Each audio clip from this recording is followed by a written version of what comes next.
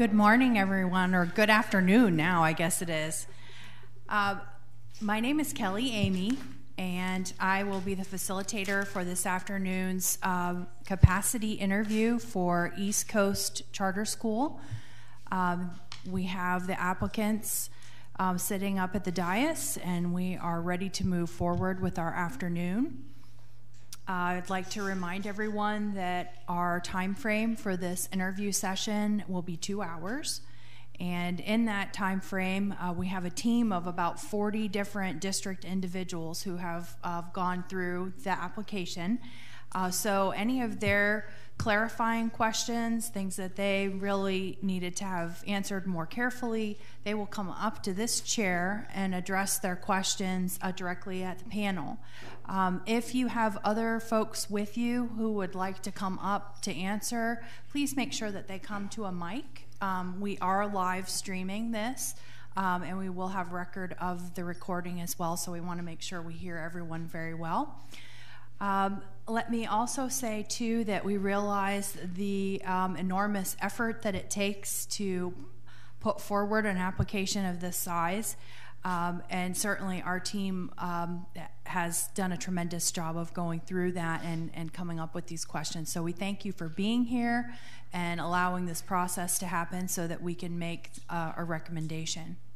You'll notice on the PowerPoint slide that we do have some next steps that will be coming. After we're done collecting the answers to our questions, we'll go back for some further review. And again, using that Florida Department of Education charter school evaluation instrument. So we'll use that and then make final recommendations to Mr. Russell, our superintendent. And then he will move those forward to our April 9th school board meeting, where school board members will ask their questions and then make a final decision with a vote. We are trying to do something a little bit different to avoid a late night on the school board day. We're actually starting that at 8:30 in the morning, so that will hopefully help us avoid such a late night. And we'll get to you as we work out the time frame, so you know exactly when you need to be there. But that's the intent, is to try to start as early as we can in the morning and work through.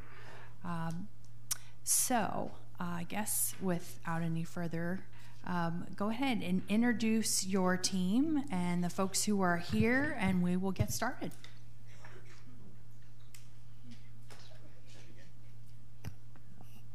Good afternoon. My name is Richard Zenica. I'm a member of the founding board.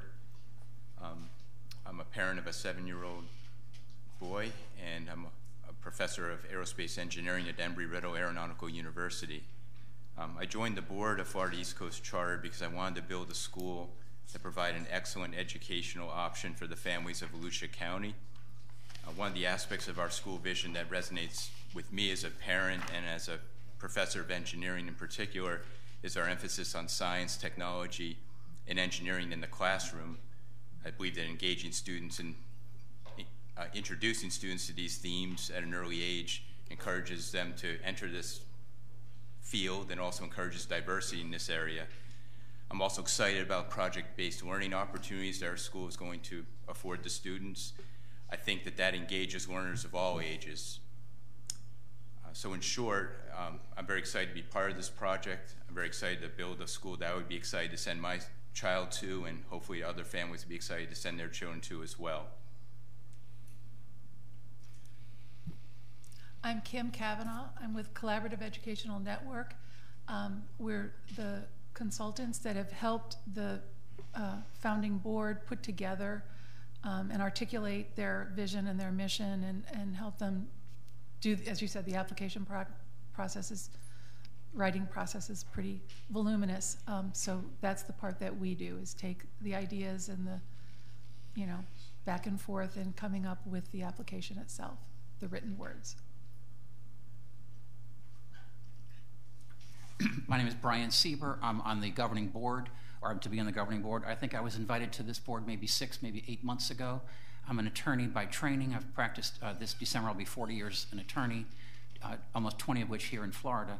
My background has been in corporate financial problems, so I have a heavy familiarity with the cash flow and the issues that confront businesses, so I bring that to the board is, I think, one of the reasons why I was asked to be on it.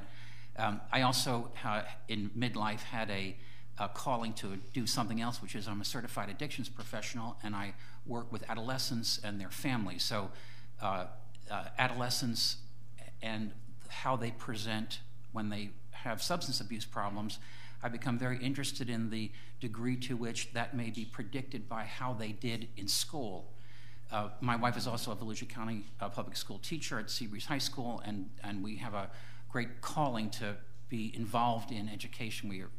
I'm involved in leading a mentoring program for incarcerated adolescents at a facility over near Tomoka Correctional. And so working with adolescents and how they may better be provided for a functional adulthood is something that just calls out to me. I've been on a variety of other boards. I'm at the moment the chair of the Volusia Flagler County Salvation Army Board, and I'm also on the board of Disability Solutions for Independent Living, which also helps people find a more functional way of interacting with the world around them. So I have interest that when I was asked to be on this board, spoke to me that this would be a way to broaden my involvement in the community along these lines.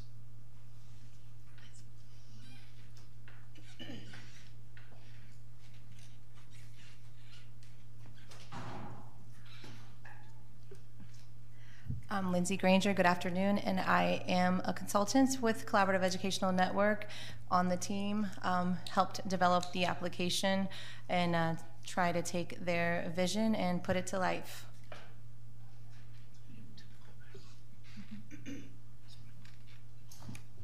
Hello again, I'm Keith Spence. I'm with School Financial. I assisted in the budget preparation for the school.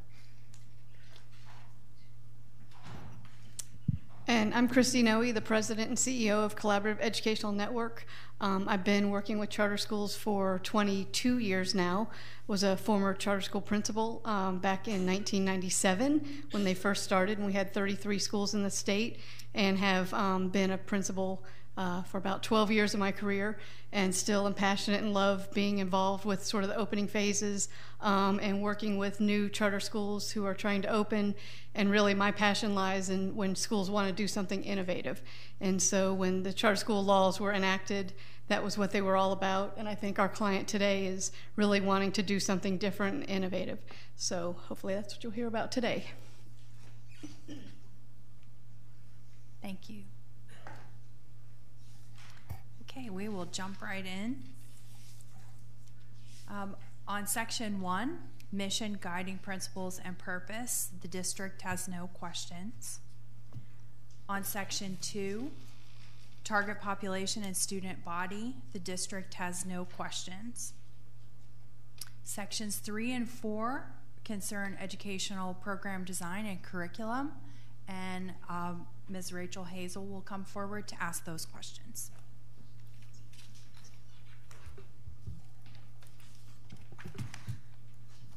Good afternoon. I'm Rachel Hazel, Executive Director of Curriculum.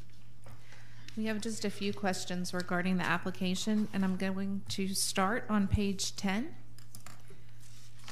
The question is, please describe the plan of implementation for UDL beyond the use of technology. And there's another part to it, so I'll read them both, but if we need to go back, we can. Please describe the plan for implementation of UDL beyond the use of technology, and also please describe the training for implementation, and is it accounted for in the budget? A specific trainer so far has not been identified so far. There is professional development. There are professional development funds dedicated in the budget itself, and the final decisions about which vendors, which will be, who's going to do what, have not yet been determined. As far as the implementation beyond technology, that's the reason that we will be including the explicit training in the use of UDL, because it really is a way of teaching teachers to just sort of anticipate what the barriers might be and look at the options that they're providing their students and seeing all the ways that you can actually build in mitigators to those barriers just by the nature of your instruction. PBL as a strategy and a program in itself is very, very amenable to UDL, because if you think about the whole concept of multiple methods of input, multiple methods of expression, all of those, that is what PBL is all about.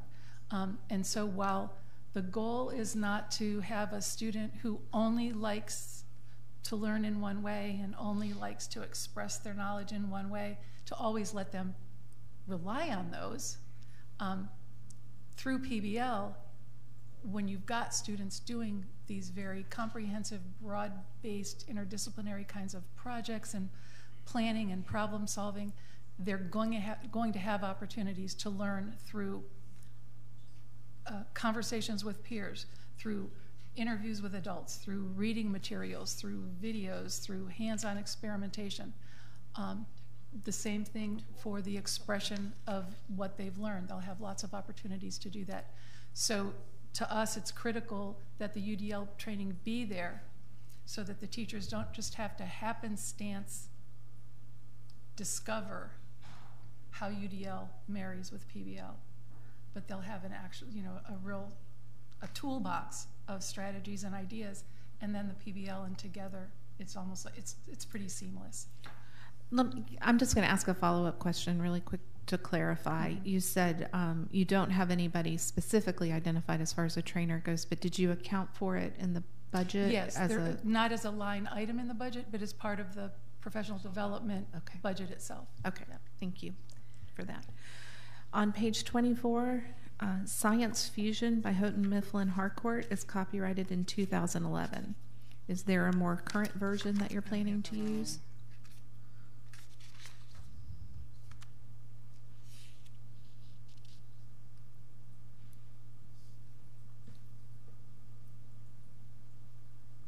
It just says Science Fusion. It just mentions it. All right. I don't know which. What's the question? Well, we'd have to verify that, and I don't know if there's a subsequent Science Fusion, because I believe it was on the state adopted list at the time this was being written. So if it's not there, the other piece is the curriculum, the instructional materials that are cited are what we were looking at, thinking about. Lindsay can verify that, but what we're looking for were programs that would align with a project-based approach, but that are state adopted, and standards aligned, understanding that our standards are up in the air and the state adoption process has been halted temporarily.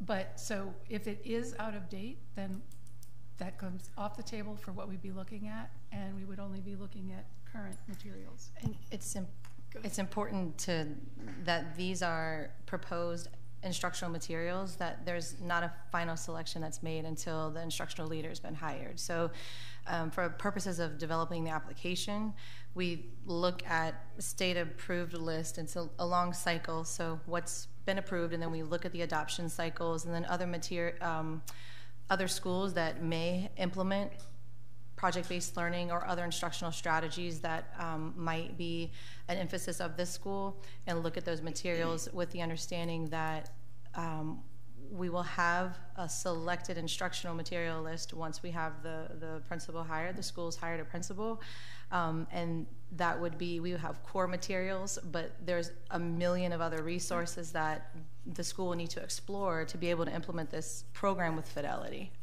Okay, and I'll have some more follow-up questions about instructional materials as well and coming up, but then it is your statement then that the requirement would be they adopt off the state adopted list.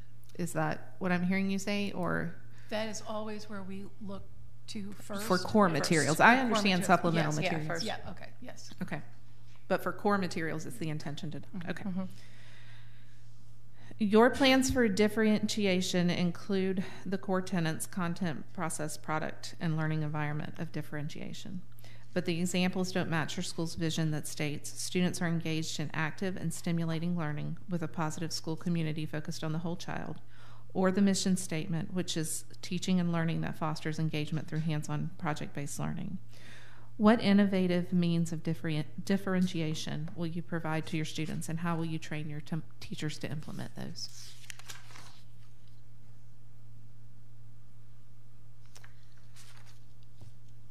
So, and I just want to make sure I understand the question. So, are you talking about the bulleted list on the bottom of page 26, that doesn't align with the school's vision and mission? Is that what you're saying? Right, and page 20, it's my 27, but 26 and 27.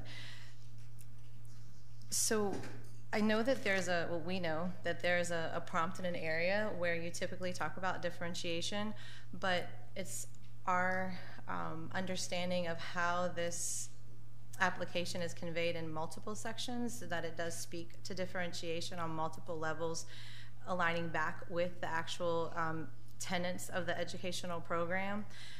It does have one place where it discusses it as a concept, conceptually, but really through the project-based learning, through a whole child approach to education, you are designing a program to meet the needs of all students from the front end. So in this place, while there's not a level of specificity with the same language as the vision and mission on the front end, these are ways in which we would ensure differentiation at the school based on, it's a content, process, product, and learning environment. I don't think we named those intentionally, because throughout the application, where you go into so much detail, you don't want to repeat and repeat and repeat. So that's part of the challenge of getting this done in that 110-page format and trying to answer all of the prompts. I think we probably felt that it was covered more sufficiently throughout the application as a whole, rather than in this one section. Okay.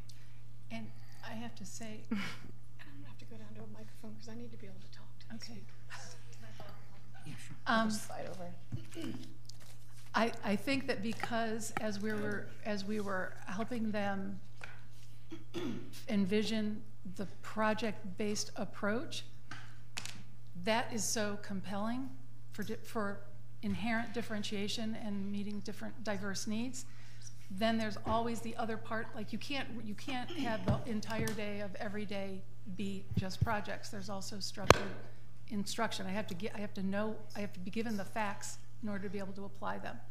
And so this section reflects more on that part of the lesson day, the more structured lesson where I'm getting my basic facts and skills in that part, and not the PBL part, because in our minds the PBL part sort of speaks for itself and has already been touched upon in other places. So I think that's what you're talking about, is a bit of a disconnect, because it goes from PBL to fairly, and our goal is teachers, just because you're PBLing over here doesn't mean you can go back and just not be also cognizant of different learning types and different differentiation. So that was a bit of a disconnect there, but it's.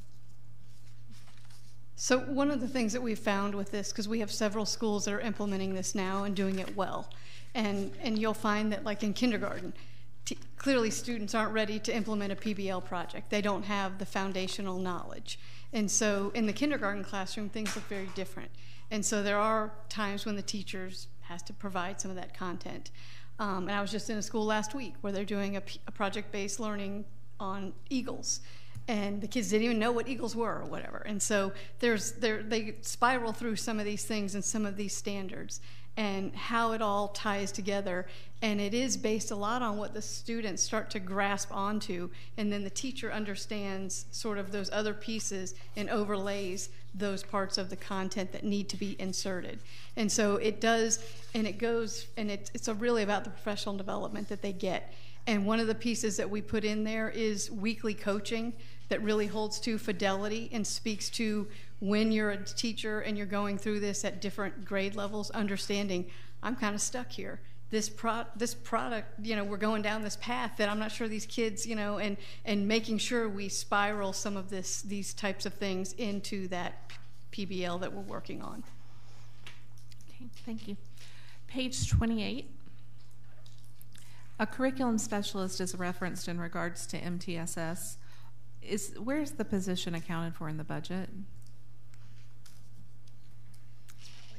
That's an example. Yeah. If that would, lead teachers, counselors, others with specialized area of focus, like if there were a curriculum specialist, that would end up, because it's a relatively small school, particularly starting out, that would be lead teacher expertise, lead teacher who's strongest in language arts.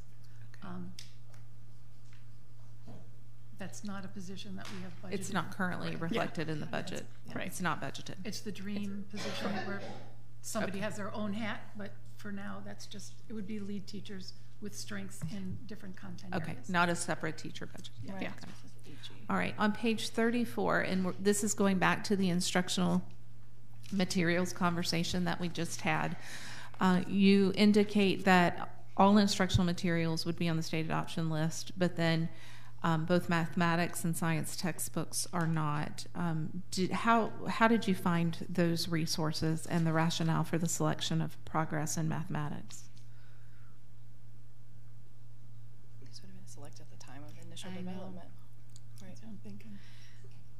At the time of this initial, when this was initially developed, so those would have been selected based on the information that was available to us that we can access through Florida Department of Education's website with all of their instructional materials. In some cases, we'll look at what districts have available and align accordingly with what materials they discuss and what they portray publicly, if that aligns with the educational program itself. In this case, it would have been based off what was available to us when this was developed. And I could say that there could have been some disconnect between the then and now because it was not a discussion in the initial meeting that we had with the school district or brought up as an area of concern. The information carried over to this application because we didn't want to go back and reinvent 110 pages of narrative if that was not brought up as a concern, unless it stuck out to us as something that we really needed to change or follow up on for correction. So because it wasn't part of the discussion, I think that's part of why it maintained the language that it did. But the response that whatever materials they are would be developed, would be part of the adopted materials. And one of the things we found with the schools currently is that the instructional leader drives a lot of those choices and the teachers that they hire. So we've got a school that's opening right now, and those teachers are the ones saying they've got some experience with this, they've done this, and they're saying, no, we really like this math, we really like this. And so it's because they've been trained in some of those things and they align with this, and as long as they're on that, it works. And so that's where it drives. So let me ask a follow-up question to that. Aside from the instructional leader preference and a state adoption list, is there a process or a way that you determine whether an instructional material is going to be allowed to be used or not? Do you have other resources? Well, there's not like a checklist or something. We do know, for example, I will say that there's a project-based learning school where Lucy Calkins for English language arts is used. And it's because the process of using that in the classroom is very much aligned with project-based learning. It's a conferencing type of way of talking with the student, which is more like how project-based learning is. And so the teachers and the principals, again, the instructional leader looks at those things and says, does this align with the way that we teach and the way that we're doing things in the classroom? So that is the process that's used. It's not just we're going to select something and it's in direct conflict with the way that we're doing things in the classroom. And so I'm not cross-referencing the different instructional materials list, but the current science that was just updated December the 21st of 2018, that date in and of itself would have some explanation as to why certain information would not be reflective of something that recent. This would have been required to submit, it would have been submitted by no later than February the 1st, which means that it would have had to be done how long ago? A month before that, 2 months, however long it takes.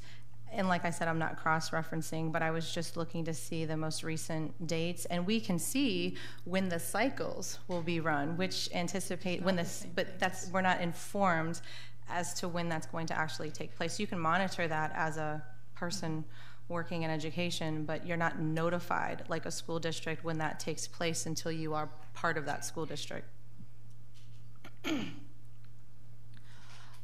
On page 35, in the art section, do all grade levels use both 2D and 3D art in their core integration?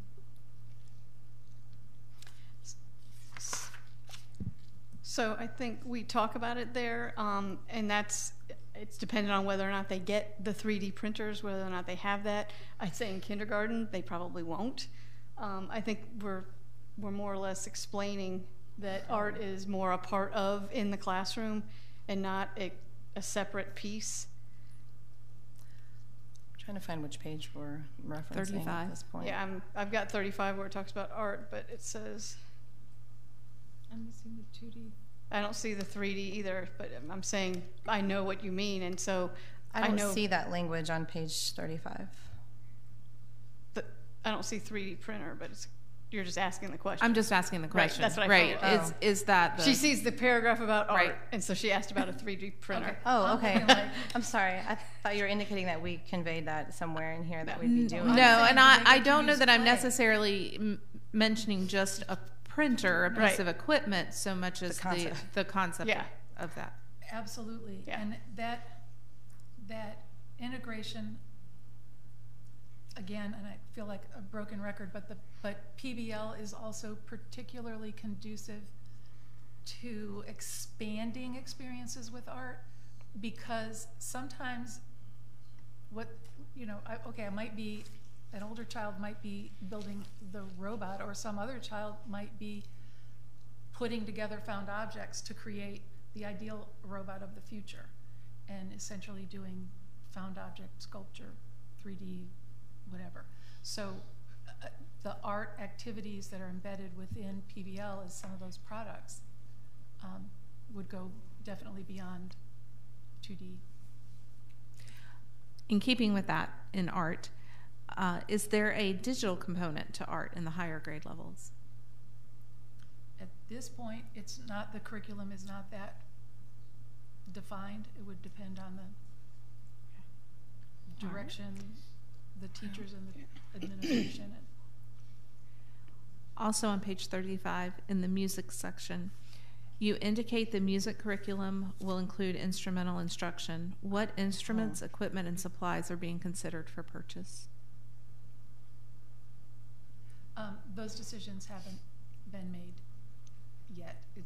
We're far too far out from the system. I mean, the expectation is, year one, based on the budget, they would be basic foundational music instruments that you'd see in an elementary school. You do anticipate purchasing instruments? Yes. Okay.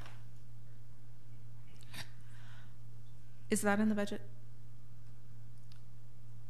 I don't know if it's a line Looking at item the budget. under instructional material. Musical instruments or instructional materials. No, we would not have covered that as a single line item amount, but we do have an instructional cost per student and then a classroom cost that encompasses all of the 5,100 instructional materials. Okay.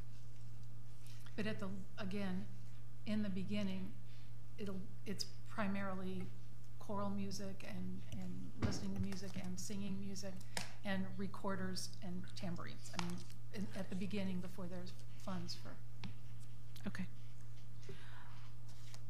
All right. Also, before I leave music, in that section, are you considering purchasing any web-based curriculum or textbooks for music instruction? Not at this time. Again, that is a decision. One of the things that when we work with the group to figure out what they want to do and come up with a plan, that the whole idea is that this application can be taken and implemented, but that it allows all of those very specific choice decisions to be made by the educational leader of the school. And so when we're doing it, sometimes we make recommendations, But if it's too far down in the weeds, we will not do that, because we want those decisions. They need to be coming from the school itself, not just from our ideas. Yeah. All right, moving ahead, page 114. The sample daily schedule includes 30 minutes of physical education. Who instructs this course?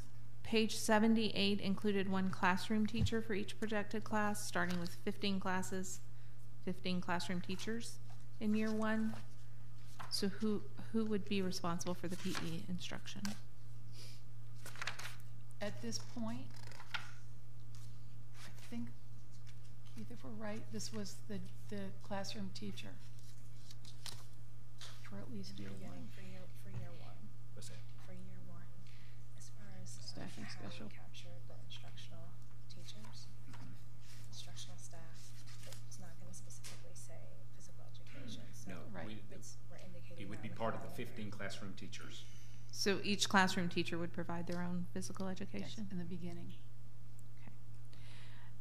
On page 135, a reading specialist is referenced. Was this position accounted for in the budget? It's another teacher leader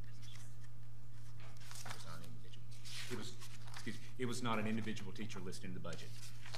So Which those are, again, and I have to get to the right page, but if it's giving either a non-exhaustive list or naming a role, sometimes in the application, it's not exactly linked to a specific human or staff member. It's, again, a role that someone would have to play based on their expertise, whether their certification, their level of endorsement, whatever the case may be. So that's often especially with a smaller school, a new school, and teacher recruitment and hiring, it's looking at people that are multidisciplinary folks with different interests and different levels of certification, endorsements, depending on whatever the school's areas of needs are. So until the student projections will allow for further hiring, you would take teachers and instructional staff and ensure that they had appropriate professional development and so forth to make sure that they're a leader of that area. So, for example, we have the line item on page 78 says ESE, ELL gifted. Specialized teachers is probably a better title for that, because by the time we get out to year 4 and year 5, and there are 5 individuals fulfilling those roles, that's when we start to have one of those 5 would be able to play the specialist role. It would be actually, a reading specialist, if that's what, needed by the school. But it comes in later. Now we do, Sure.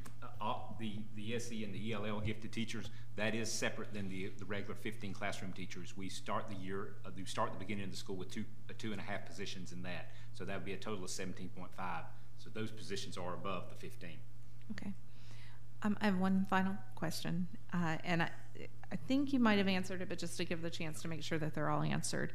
And this has to do with your attachment. You indicated an approximate expense of $200 per new student for textbooks and $42 for student supplies. Do those amounts include the purchase of musical instruments, equipment, and supplies? And if not, how would those be funded? And I think you indicated that Yes, it did, but I just want to give you a chance. In our supply line, we have $45 per student for teacher supplies, plus an additional $42 per student for supplemental instructional materials. So they would be composite into that one rate.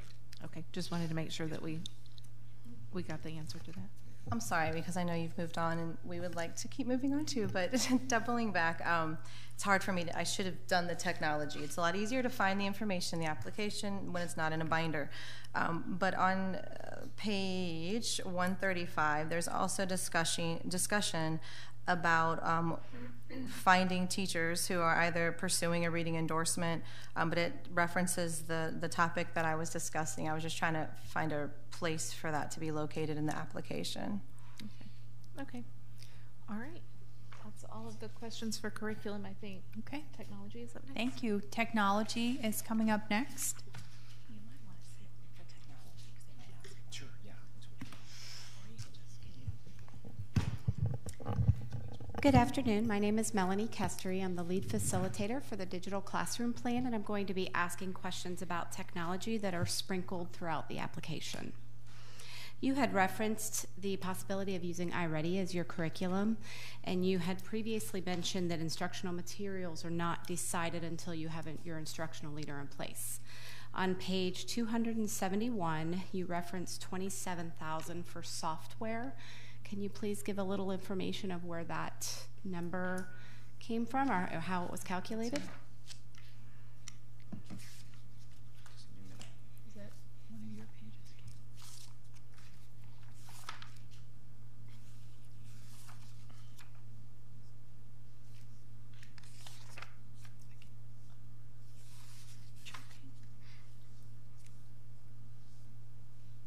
I don't know why it's not going faster.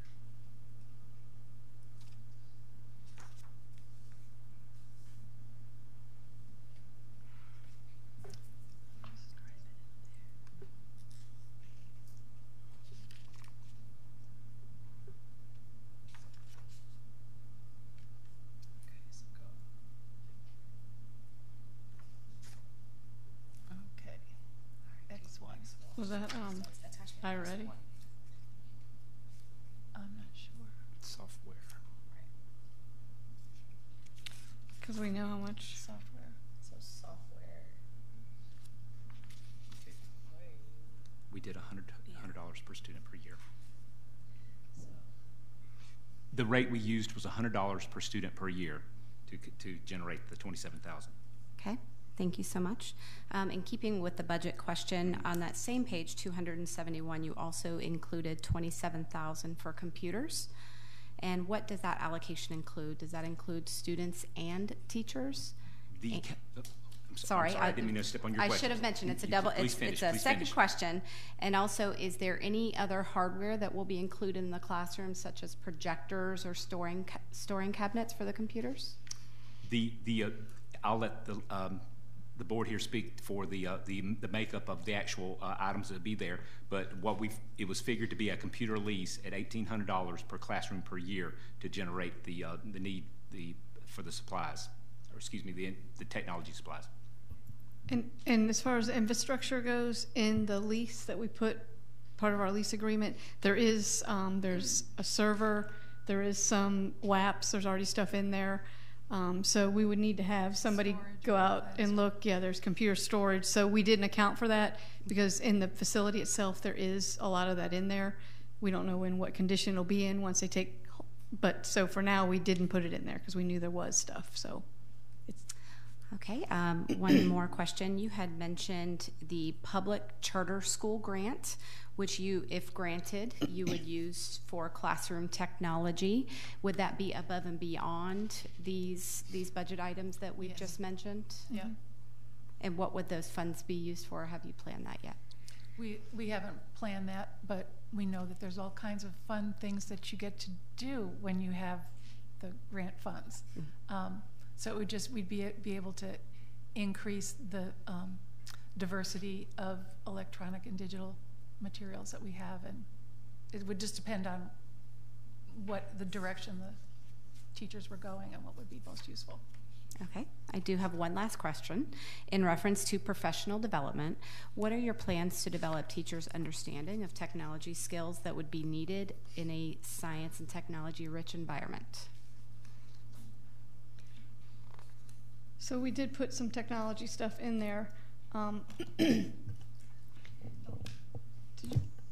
you address anything specific? Well, I mean, specifically in the, it's hard because we do know that there's a lot of professional development needed, of course, when you open a charter school, but also ongoing. So as far as a whole, more specifically in the pre-opening PD, we addressed the one more prescriptive tech web-based platform. iReady is listed.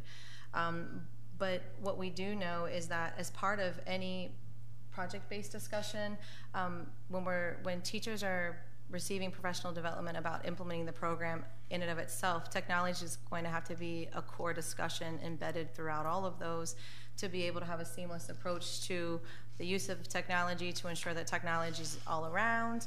And also, just when you are starting off with kindergartners, teaching them the appropriate use of it, how to use it, what certain functions are, what they do. Most kids know how to use technology way better than I do, actually. But just ensuring that it's part of their instructional day, and it's not just limited to a science classroom or a math classroom, but that it's part of all the core content areas, that it's an approach to learning, sort of a blended approach, if you will, that there's technology all around us. And one of the things that I went through this past summer was the Google Boot Camp, and I was certified in the level 1 in the instructor. And so I've found that lots of schools love, and the teachers love that. And so schools get, you know, the reduced rate and get to use the Google in a much more meaningful way. And so we always encourage teachers and principals to do it. It's relatively inexpensive, and actually I could go and do the training for free, really, and for them. And I think students love that. And project-based learning, we've seen the power of students being able to use those tools in Google and that thing to present their work. And that's really what the project is about, being able to present that information and use technology in a meaningful way, not just, you know, on a piece of paper or a science fair board or whatever. So I think, you know, thinking of technology in a different way is really what so we don't like to be prescriptive. We like to sort of give them the option, but I mean, I drank some of the Kool-Aid this summer and do believe that, I mean, I think there's a lot that can be had from some training that's not super expensive that goes a long way in helping kids really be able to express what they've learned and share information with each other. Okay, thank you so much. Have a great day. Bye, thank you. Next is Section 5, Student Performance Assessment and Evaluation.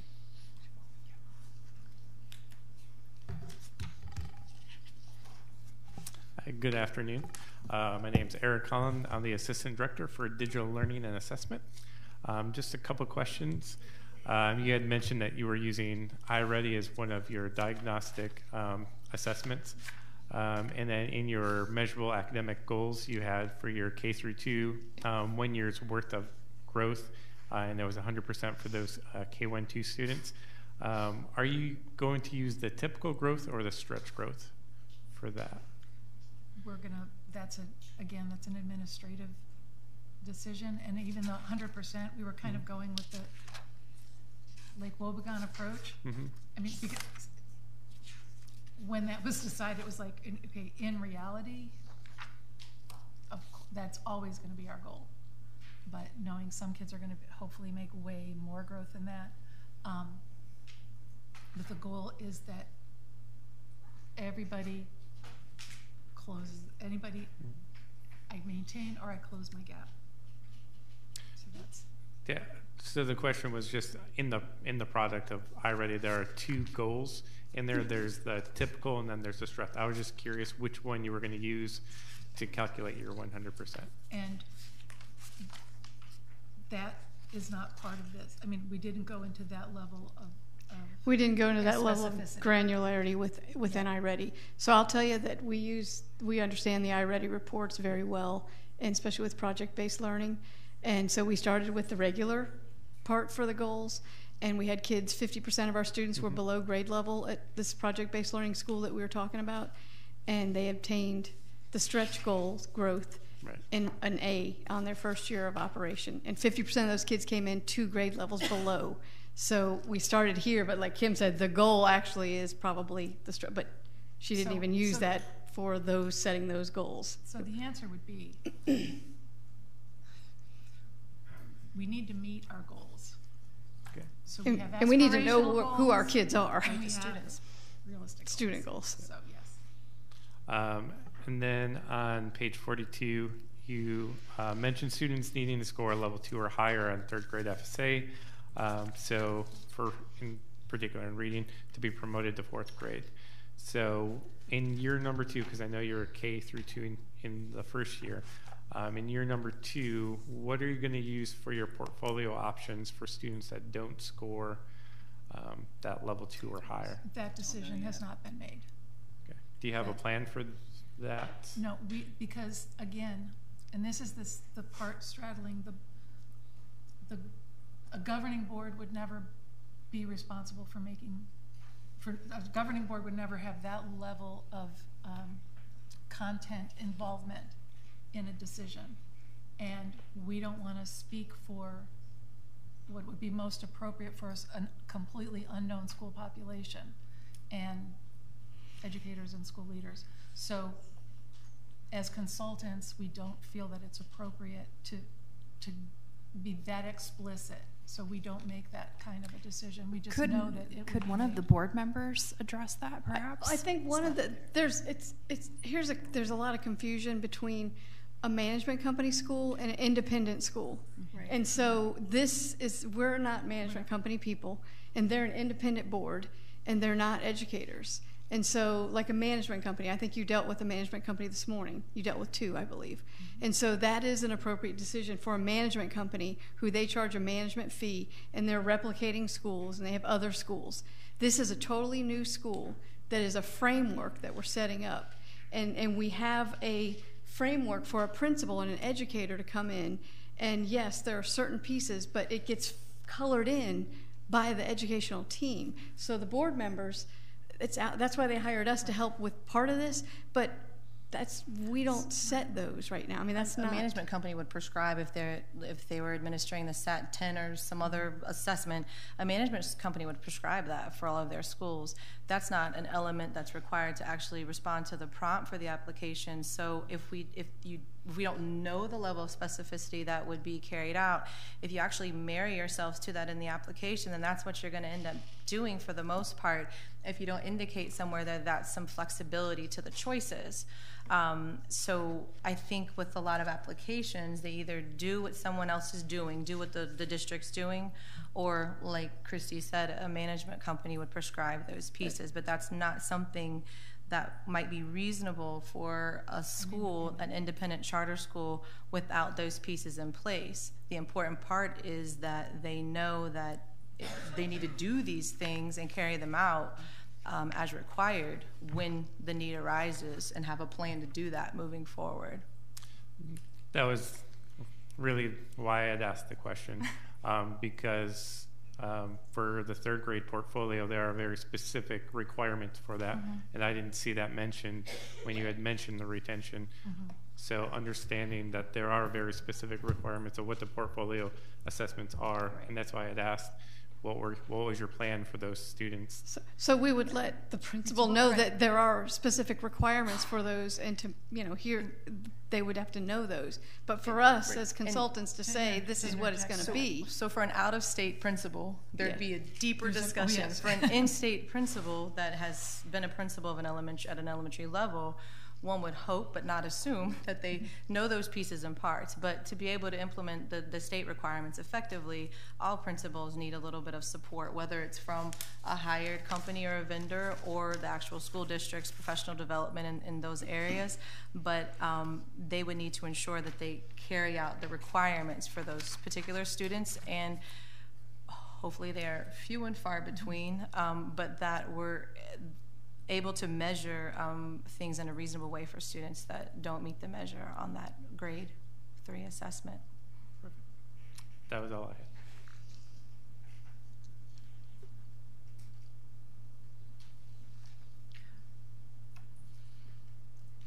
Section 6, exceptional student education. Section 7, English language learners.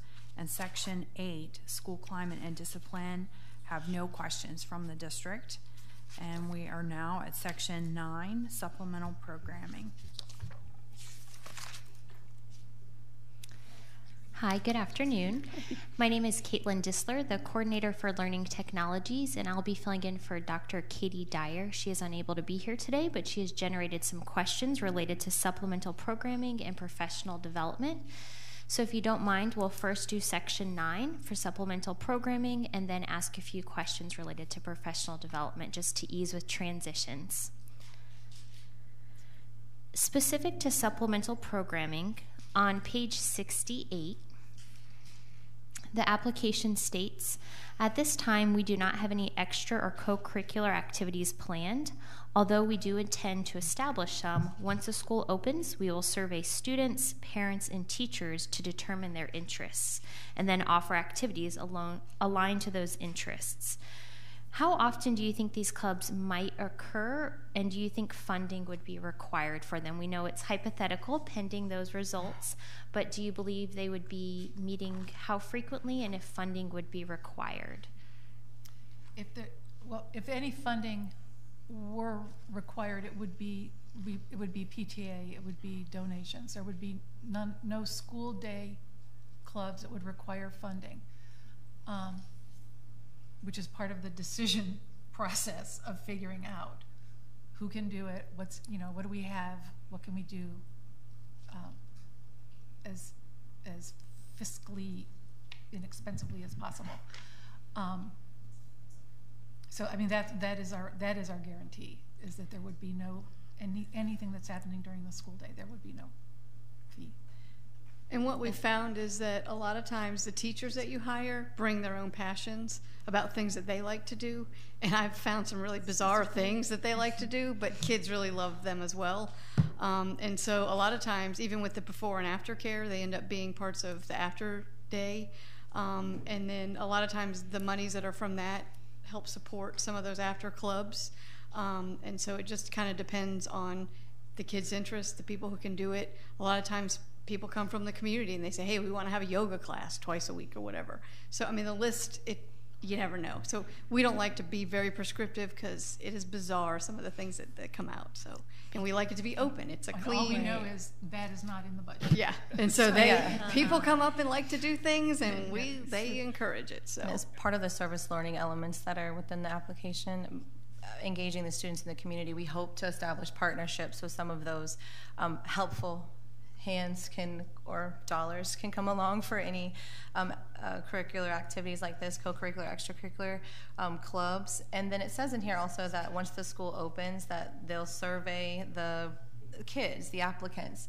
But a lot of times principals, if they're hired timely, which is why it doesn't say before that, they can survey parents through an online survey who can talk to their kids about what clubs they might be interested in, and then that can play a part when the teacher is recruiting and hiring their teachers to see what their interests are, what sponsor they've been for a club at their current school, or if they'd be interested in being one in the future. Thank you very much for clarifying that. Mm-hmm. If you don't mind, we'll move to section 13 for professional development. And there's a few questions that are in reference to page 87. I'll give you a moment to locate that.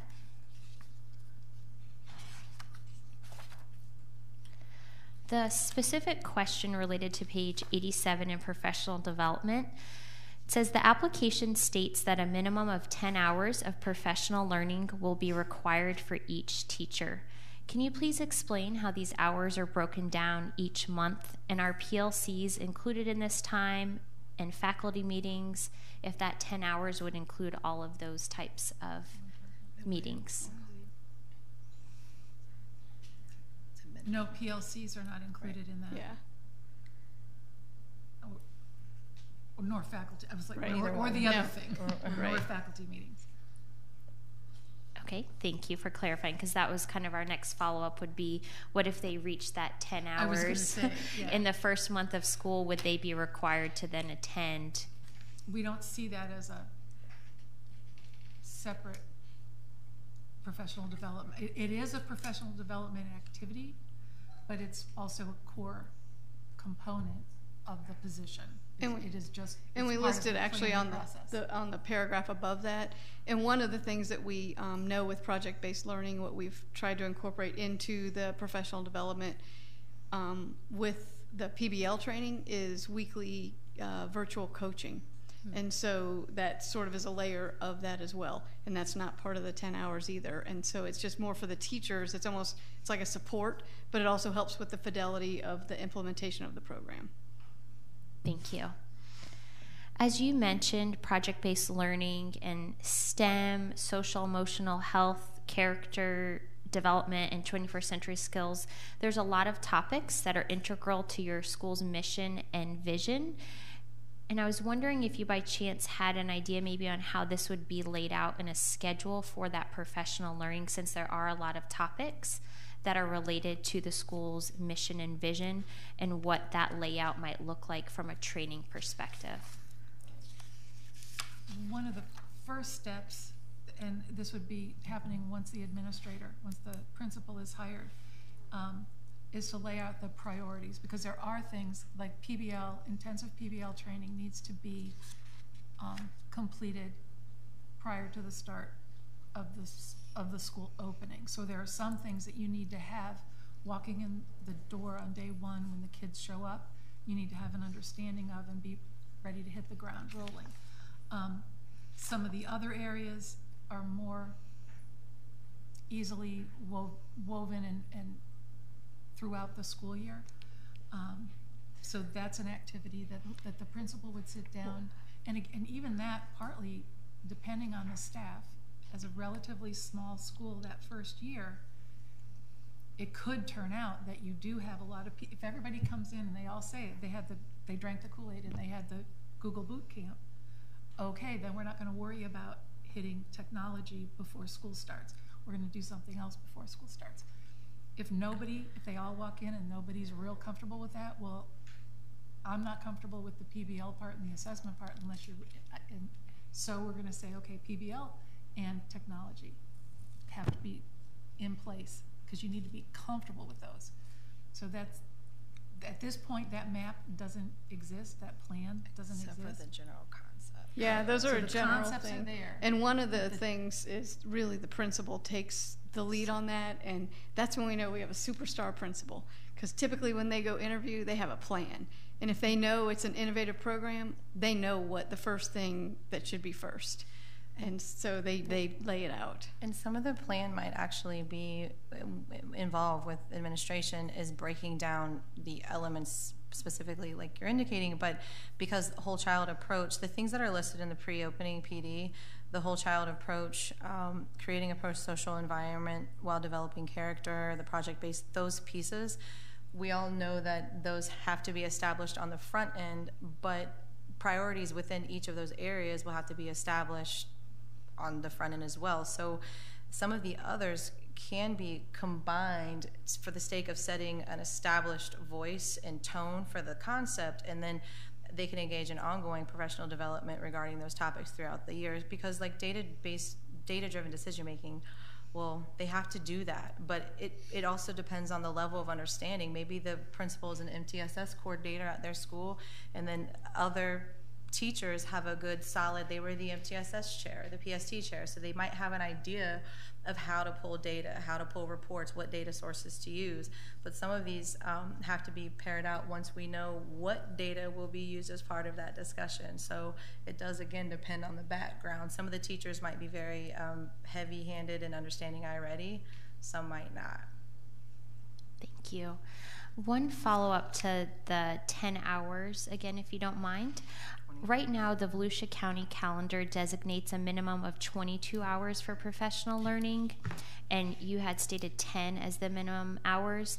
Can you share when you think the early release trainings might occur? Would it be through early release opportunities, or when that might occur during the school year, not just during pre-planning? Right. So some of it depends. So some of the opportunity for early release depends on the final schedule that's established for teachers, what their hours are, and how that relates. I'm sorry, you don't have to have our video running. That's fantastic. It's not on. We broke the camera. I was relieved when it turned off.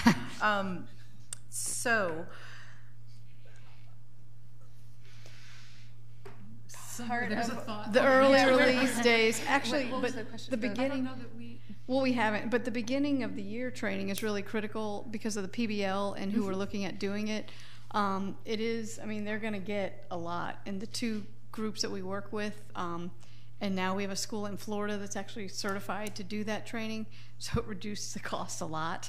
And so they're going to be able to pick up probably 10 or 12 hours in the very first couple of days of school before school opens. And the early release will be dependent upon the hours that are framed out, but also if early release is great when there's district-wide options for teachers to access, and it's a kind of a non-negotiable time where everybody's accessing PD, they're going to need to make sure that those PD opportunities align with the program. So in the beginning, a lot of the PD is going to be very specific to the school, but something like MTSS, RTI, safety, security, those are things that the school can benefit from, don't reinvent the wheel. So it does kind of depend on what opportunities are available and published for the principal to know beforehand, and that's going to be also in collaboration with probably someone like yourself and the school-based leader. Thank you. And the last question that I have for professional development is the challenge when a new staff member comes on board to the school. So how would a new staff member after year 1 or 2 learn about all the topics that were covered during the school's initial opening? We would anticipate that by the time we're into year 2 or 3 or 4, we will have set up a mentoring program within the school, coaching/mentoring program. Also, the PBL training that we're anticipating is sort of a 3-year process, and it's built to address exactly that. Even by the 2nd year, the school's growing, so you've automatically got new staff that are 101 and staff that have come in before that were 201, and new staff that came in at the end of the first year, so they're and it's a grade, and so when you hire a new grade level teacher, you partner them with a seasoned who's already been trained in PBL, and they work together at that grade level. So I know it's also a planning piece from the principal's perspective. Mm-hmm. Say that a few times, that they bring them along together with that professional development experience. And really, when you look at the topics are the topics that drive the school. Mm-hmm. And no matter if everybody stayed and you never lost an individual, you still want to have the renewal, the re-energizing. You can always, so you don't get the same exact training, but the same topics are covered, which also makes it easier with new staff to kind of to differentiate and address both levels of learner. Excellent. Thank you very much. That was our last question for professional development. We'll resume section 10 for governance. You just like this webcam. He's persistent. Hey. He's persistent. That's a good trait for some. Make sure you slim us down 10 pounds each. Yes. It was right in front of. Well, thank you. Nathan Pollock, legal counsel for the district. First question I have is on pages 71 and 72, and it will be sections 10E and 10G. Okay, current composition. E and G? Yes, ma'am. Composition of the board. Yep. And on 10E, on page 71, that last line, it talks about the board will regularly review the collective strengths and expertise of its members with a focus on garnering expertise in the following areas, which includes curriculum development, education and teaching, and educational leadership. And then on page 72 in section G, it talks about the higher education and K-12 educators on the board provide a strong foundation. Which board members are providing this background and foundation? So Richard has, higher education, Richard, who you met, is the STEM, more engineering is higher education. How about the K-12 part?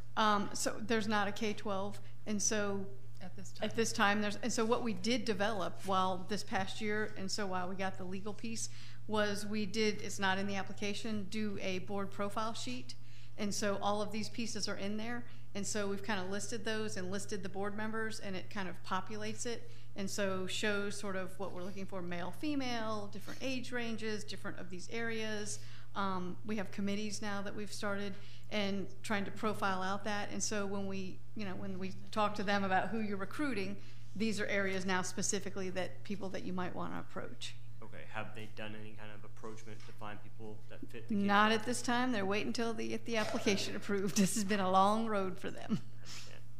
All right, for kind of to the attachments, and I think it starts on page 166. And these are the board member information forms, and they go through, I believe, 199G, maybe 200, page 200. How are those forms completed by the board members? They were given those forms, and so we met with them and talked about sort of the overall responsibilities of a board member. They read through sort of the charter school statute. We told them to look at what that says, the sunshine laws. They were given a PowerPoint about what they would have to do as a board member about being in the sunshine, all of that type of thing. Were they provided any stock answers for certain questions? No, we had like I said, we had a meeting. We met with them and talked about, and they asked us questions, like, are we allowed to talk to each other about any? I said, not if anything's to come before a vote, and so, but there were no stock answers. It was more, they asked us questions, about if things provided non-examples. Yeah, they were provided non-examples about how you're not allowed to do certain things. Well, and the reason why I ask, in starting on page 168, it's the section on governance and question 5, and the answer provided on this one, as well as all the other forms, is the same answer verbatim. What is the answer? Based on the sunshine laws, I would report the misconduct to the principal and ask them to report it to the board chair or another appropriate person.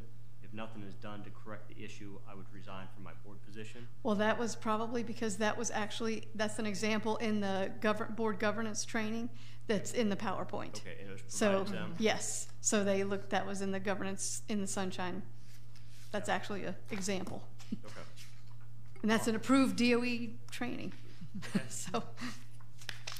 On page 147,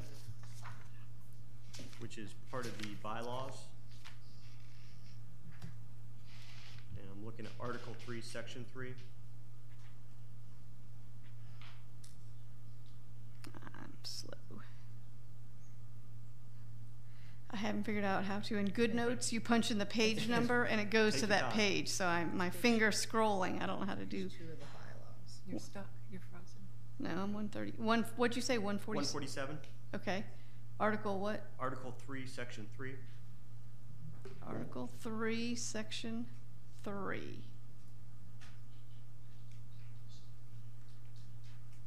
Okay. Article 3, Section 3. Qualifications? Yes. Okay. In 4 lines from the bottom, it talks about the Collaboratory Tampa Foundation, Inc. Oh, no. That's a typo. What is the relationship, if any, with that? That would be organization? that's a typo in here. Yep. Okay, so no board members are a member of that, and that's not a requirement? No, that is a typo. Okay. I think it's draft. Have these articles been adopted? I know they have draft on them. Yeah. Have they been adopted, or? Not this No. one. No, not this. They haven't been adopted yet, no. So there is no relationship with that entity? No. And then page 163.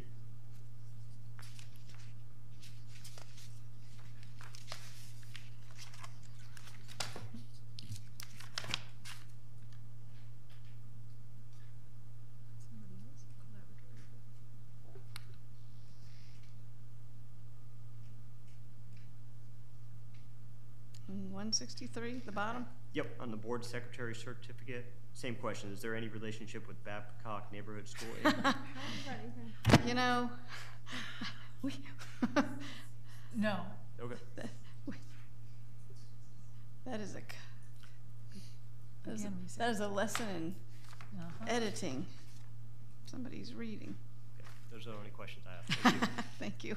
And that's what document is that? The bylaws. I don't know where you'll find it. This is a signature page.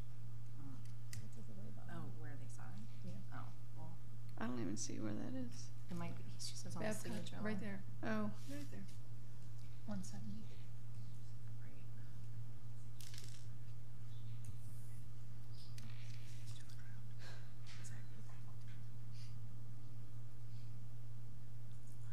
So our triple verbs fit right in.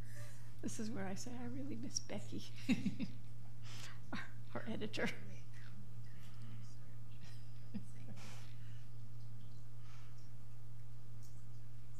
I don't search once the PDF is put together.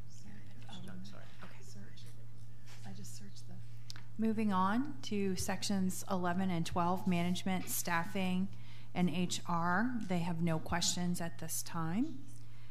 So we're at section 14, student recruitment and enrollment.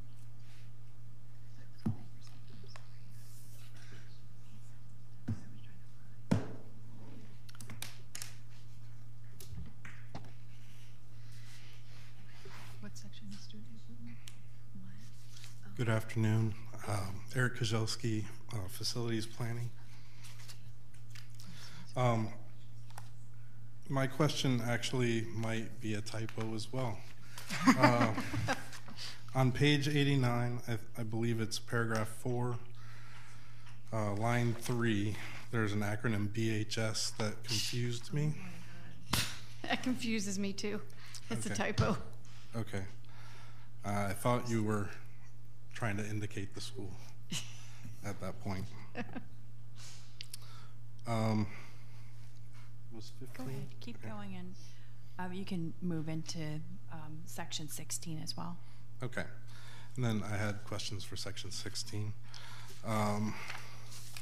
In the facility description, you have several of the support rooms that were listed, but there isn't a number of classrooms listed in the facility or the size of the classroom. I was wondering if you had that information. Do we have it on the no, we have it only in paper. Floor plan. We're discussing that we have a floor plan of the building, and it has kind of the outline of each classroom and where they will be, but we actually ended up removing it from the attachments just because we had exceeded the additional page limit. We wanted to make sure the lease information was included. So that's where we chose not to put that. And I can't remember the number, but the classrooms are in the building is sufficient. It's sufficient for the number of students. The beginning, yes, and then for the growth as well that you were projecting. Yeah, right. That comes to knock down walls to create classrooms. For budget, if this helps for budget purposes, and I believe this, let's say I didn't see the floor plan, but I'm sure the information was right. We were given 60 square foot per student at $17 per square foot per annum. That is where we made the calculation for our rent amount. So I feel confident that the 60 per square foot per student came up through the line. Okay. And it's either existing classroom spaces or smaller. There's a handful that are smaller spaces where just the removal of the wall between makes the classroom size. But I can't remember the number. That was my follow-up to that was I didn't see a budget line for any major renovation, so that there was no renovation plan. The landlord's responsibility. The lease agreement, as the school needs those spaces, then that. And then the rent minor renovation that needs to be done. Okay, those were facility questions. Thank you. Thanks. And section 15, parent and community information, had no questions at this time. Section 17 as well, transportation, there are no questions from the district. So we move on to section 18, food services.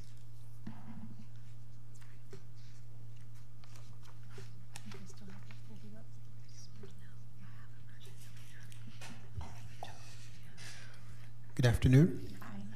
My name is Robinson Prime. I'm a coordinator of School Cafe, and just had a few questions. On the first page that you talked about that you'll be doing an RFP to look for a vendor to provide your lunches. Wanted to know briefly what qualifications or standards do you look for when you're going to select that provider? So we would use the RFP that comes from the, and we've done this, we've helped, it's the National School Lunch Provider. There's an RFP that comes through the food, and I'm not the expert in this. Okay. I can see the notebook in my head. Okay. But it's the standardized one that you guys use. It's an RFP, isn't it? It's the USDA Right. Yeah, I just wanted to get an idea as far as... It's that process. So we follow that same process. There's an RFP that is out there that we pull off of the USDA site. Okay. And that goes through that as far as that it's a charter school, a public school under, the district, but it serves its own food. I don't think we attached a copy, did we, Lindsay? No. But So how do you... Part of the focus of the school is on health and nutrition and just general wellness. And so the personalized piece of it is that part of the RFP process is seeking people who are using locally sourced fresh food, fresh fruits and vegetables, more healthy options. Not frozen things. That's one of they try to put things that they would deliver, more frequently, not 3 weeks in advance to sit in the freezer and defrost. But I don't know. I can't speak specifically what the RFP says, but it's stuff like that. Okay. On section 16, facilities briefly mentions, it's on page 95 on your document, briefly mention a general space for meals and cafeteria. Wanted to know if there was going to be a specific place for a kitchen or serving line, and how big is that space is anticipating to be? The facility has a kitchen. It actually is a full service. It's a full service kitchen, but we only want to use a warming and a serving. You said it's a full service kitchen, but what? We'll just be using, at this time, we're not hiring cooks and preparing Right. food. No, it'll just be... So it'll be used as a warming kitchen. Right, and serving. to serve them. But it's the opportunity, should it ever arise. No. Food, cooking food is not everything everybody wants to do.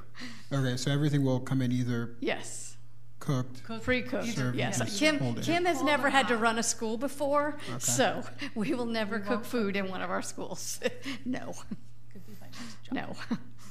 Okay. With regard to kitchen equipment, so I assume those will be commercial grade in terms of whether it's refrigeration. And one of the things in the RFP a lot of times is we like to have the equipment as a part of what gets leased from the provider, so that they're responsible for fixing it and doing whatever. Because also you don't like to have to fix the equipment, so you just like to have to serve the food, and so a lot of times we do build that into the RFP so that there's not unforeseen costs with that. Gotcha. Please clarify the statement, we will work with VCS to verify student eligibility. Who is verifying the applications that you guys will be?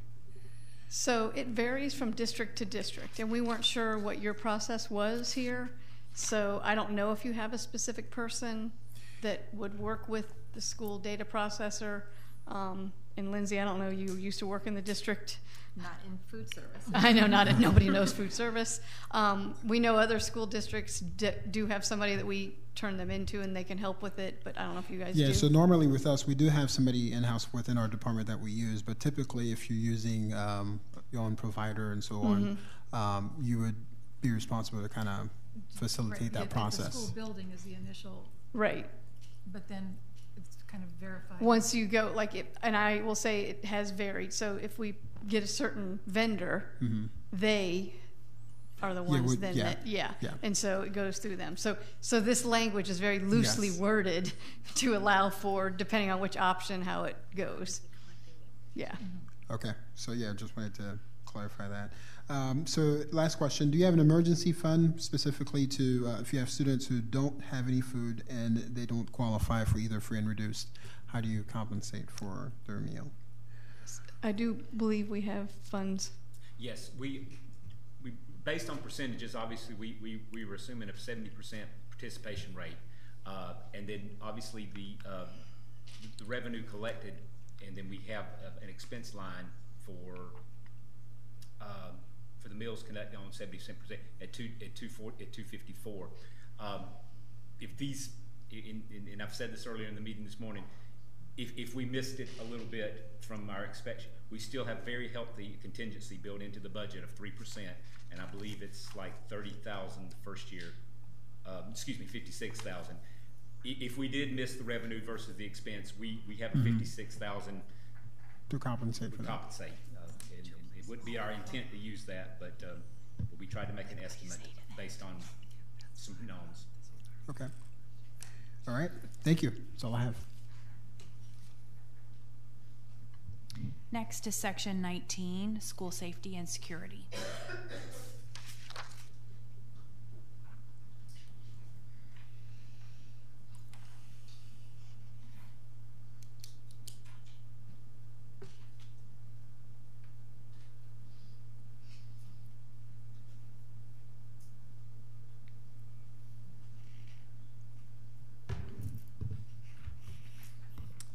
Hi, I'm Craig Pender, Coordinator of Emergency Services and School Safety. I've only got a couple of questions after looking at your plan from last year and the changes that you added this year, so it'll be kind of brief. First question is, what are your plans to identify bullying and anonymous reporting in the schools? To identify Bullying and just the anonymous reporting, provide yes. for anonymous reporting. Yes. I think she had it. Well, one of the things is to have on our website so that you can report it. To report, families can report it, students can report it, to have a place that they can go. Yeah. You want to add to it? Well, I mean, obviously it goes to the staff member designated to do that. I have to look at the staffing chart to remember who that would be in year one, but it might change as we have more students and there's more staff. And as far as identifying bullying, there would be training for students as well so that they know what bullying looks like. There's, different forms of bullying, whether it be peer-to-peer or it could be web-based, whatever the case may be, but making sure that they understand what bullying looks like. And also that I think it's important for students but also parents to understand what it means, because bullying gets loosely thrown around and there's a definition for what it is. And I think that's a really important concept for the principal in the school to understand that, roughing around one time at the bus stop, that's not bullying, but making sure people know what it is, what it looks like, and that they're not afraid to report it. And then of course, if it is reported, there'd be an investigation to determine whether or not the allegations are substantiated and then what to do about them. But all bullying allegations would be taken seriously. And then for particular groups of students, there would, for example, a student with a disability, if there is whether a perceived notion of bullying or an act of bullying, the IEP team is actually required to address that and determine what types of social emotional supports might be needed for the child. So I think it kind of like a whole, the culture itself needs to be set up so that it prevents, as a proactive way of kind of front-loading positivity and ensuring that students have pro-social skills to communicate without bullying. So from the program is set up, there's not a place that says, and this is the way K through 5 children will have an ability to anonymously report, and like we've just addressed the families and maybe the older kids, but as part of the whole school preparation and school culture building, that would be addressed. But again, like for a kindergarten child, it would be a very different thing than for a 5th grader. So whatever system is put in place, part of the character development. Yeah. I mean, some of the natural programmatic elements will lend themselves to discussions about bullying, but pro-social skills, pro-social behavior, but also the identification of someone picking on you. Perception is your reality, but really identifying how to engage in those social situations, but also determining what is bullying, what does it look like, because it comes from so many different ways. And who to tell, when, who to report, when, and then also how, so that the adults take every concern seriously and address it in a very systematic way, rather than taking their perception that student always reports concerns of bullying and they've never been substantiated, but you take everyone as serious as you took the first one and follow a process that's systematic and documented, because you have to document what you're doing or it was never investigated. All right, we'll tell you that there is a new thing, Fortify Florida, that all schools have, that is an anonymous reporting app. That's really what I was getting at. Yeah, that's what which somebody mentioned right up front. That's what I said. But, but no, the other things are good. based off that, another question, because you mentioned earlier about having outside people come in to maybe facilitate some of your after-school activities. How are you going to have them screened? And then, you know. So they all have to go through the background checks with the district. Okay. So we would require anybody that does anything with students to go through the level 2 background screen with the district, as any vendor would have to do. So anybody, is it level 2 or level 3? Level 2? Yeah, I don't know. We're all level, whatever the vendor statewide is, and Lindsay's ID, something got messed up at the door. So we didn't think she was going to be able to come in today. But so anyway, we would have them screened, so just like they would a staff member at the school.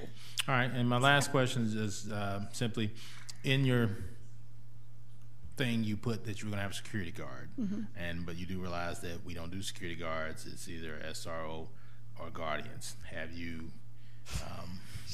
discussed that? That's going to be a discussion that the board can have. I'm laughing just because we're very close to that situation, and we're very aware of what the options are, and so we know what the laws, what is out there and available. So that'll be a decision that the board gets to make. Okay, so I have to ask. Yep. All right, that's it for me.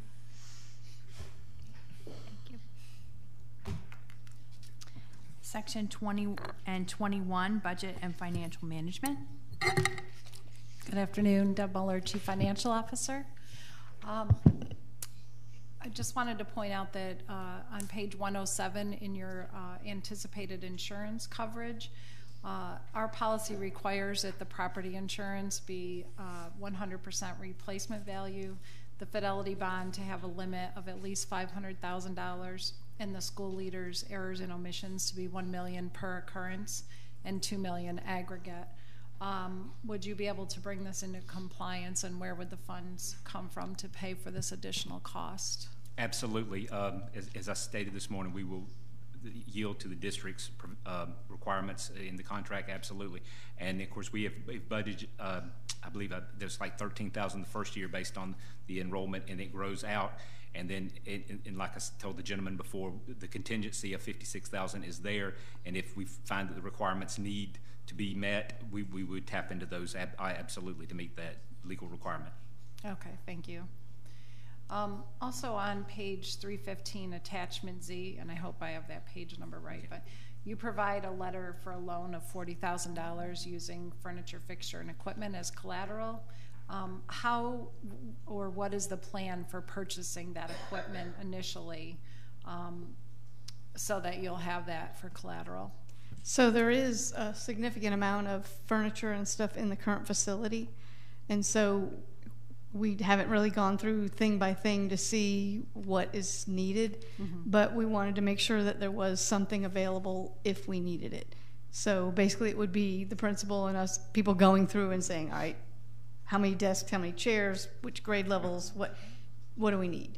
And so having cash available if it was needed, basically. But I did do a walkthrough, and there's some technology infrastructure, some projectors. I mean, there's stuff in there. It just needs to be sort of inventoried and figured out what is what and what can be used and what is needed.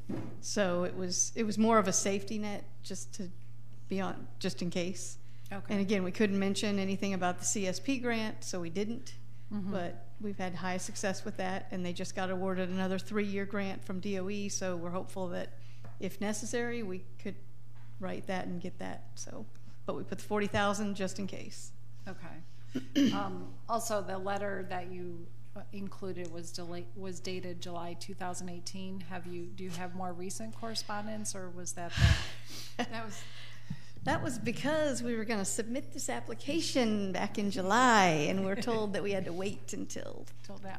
Till now. Yeah, it still stands. Yeah, the commitment was a commitment. The commitment, yeah. But okay, so that would have to be updated. Yeah. Going back to Mr. Pender's questions, you showed that you have an operating budget of $27,000 for security or SRO, and just to point out that, again, the minimum cost for the guardian is $27,750 plus benefits.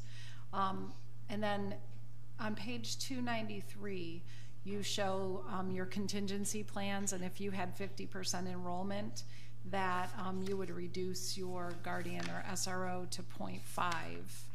How would you accomplish that person being on campus full time?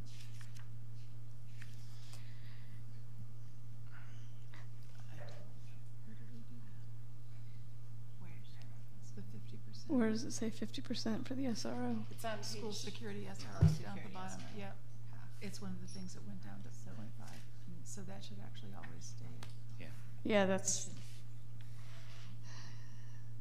Definitely, that's a math exercise that we would have to correct, because you're absolutely, that position would need to be there. So yes, thank you. Okay, I didn't know if you were. No, ma'am. That was yeah, dollar for dollar. I mean, really, if you're like $28,000 and trying to cut back, I mean, security is that's critical. So okay, that was a mistake. All right, thank you. And that is all the questions that I have. Thank you. Okay. And section 22, startup plan, no questions are required from the district. So that gets us to the end of the capacity interview questioning. I'd like to open up the floor now to any district staff who may have any follow-up questions based on answers or conversation that's happened.